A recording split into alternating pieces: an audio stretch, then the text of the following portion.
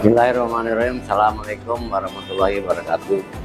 Nama saya Koko, selaku ketua harian di Yayasan Masjid Hikmat ya.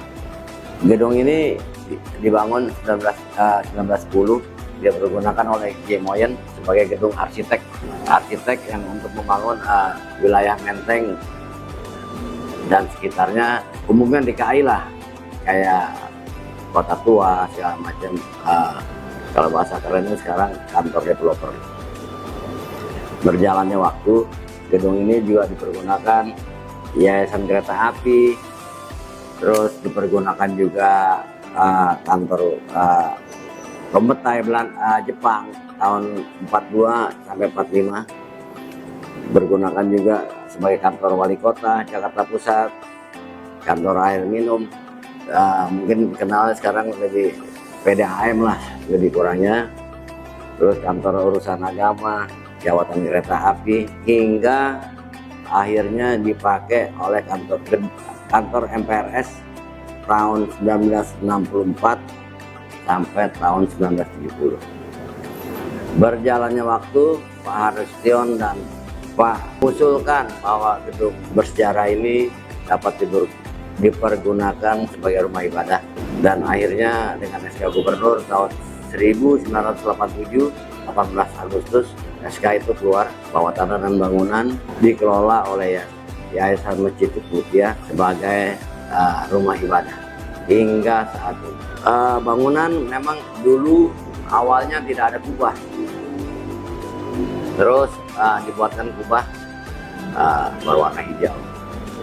Kalau renovasi ada, kita dari Dinas Cagar Budaya mengganti lantai satu, lantainya dirubah sesuai arah kiblat, karena kiblat kita dari gedung serong 15 derajat berdasarkan kalibrasi dari Departemen Agama. Kapasitas di dalam itu sekitar 600 berdasarkan kita hitung berdasarkan karpet yang kita beli per satu-satu atas bawah ya.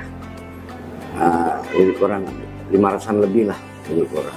Tapi kalau sholat Jumat sampai luar-luar mungkin lumayan banyak. Gedung ini tidak boleh berubah terlalu banyak. Ada yang kita rubah. Pertama, bukan merubah tapi membuat pintu masuk untuk jamaah wanita yang awalnya pintu utama jamaah pria dan wanita bisa masuk berbarengan. Akhirnya berdasarkan dengan rapat yayasan, kita buatkan pintu khusus wanita. Itu pun harus bersurat dan disetujui oleh Dinas Cagar Budaya. Gedung ini awalnya ada tangga di tengah-tengah. Akhirnya kita juga mengusulkan untuk memindahkan tangga dari dalam keluar.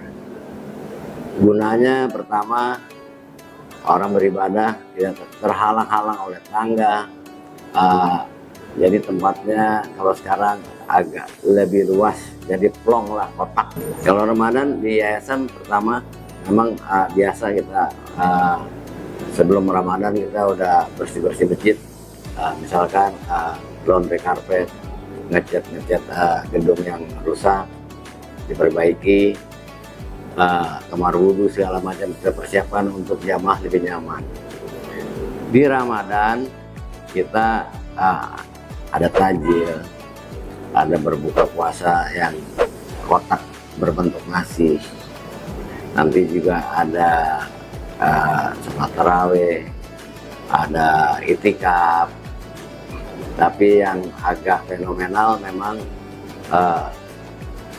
di masjid ini ada Ramadan Jazz. Ini adalah tahun yang ke-13 tahun ini.